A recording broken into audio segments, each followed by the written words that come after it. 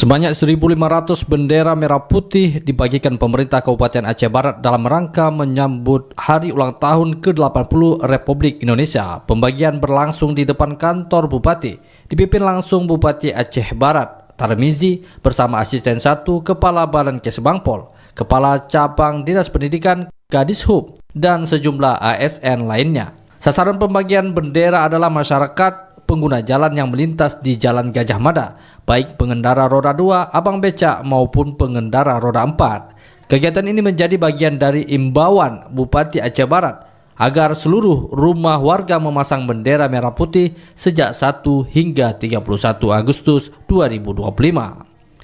Jadi untuk lebih meriah HUT RI ke-80 di Aceh Barat ini, kita selain bagi bendera juga mengadakan event-event yang tidak biasanya, seperti ada weekend show.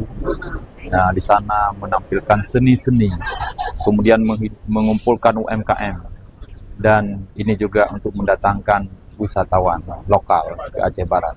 Ini dalam rangka bentuk kreativitas kita memeriahkan HUT RI ke-80, bukan lagi panjat pinang, lomba masuk dalam karung. Nah, kemudian juga Car Free Day.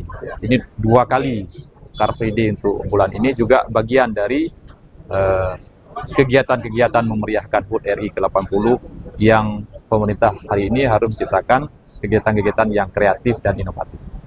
Reporter RRI Melabu Irham Syah melaporkan.